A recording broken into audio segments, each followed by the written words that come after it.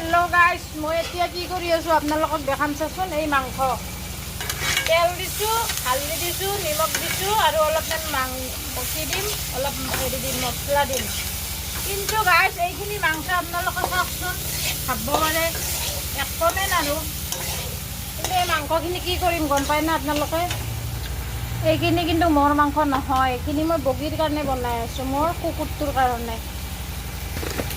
আৰু এতিয়া মই অকণমান মছলাও দিম, নহ'লে কেঁচা মাংস দিলে নাখায়। বগীক একদম স্পেচিয়েলকৈ বনাই দিব লাগে গাইছ, কি কোৱা? বুজিছা, পূৰা ফ্ৰাই কৰি আছোঁ গাইছ, আপোনালোকক মই দেখাই আছোঁ। আমাৰ বগী বহুত ষ্টেণ্ডাৰ্ড হয়।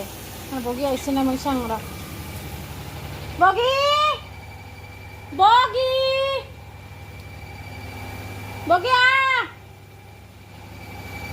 ক'তবা গেলা গাইছ।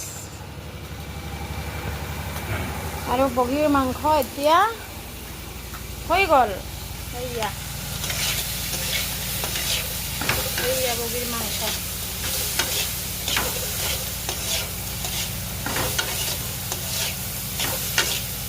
বগীৰ মাংস হৈ গ'ল আৰু এতিয়া মই থৈ দিওঁ আৰু বগী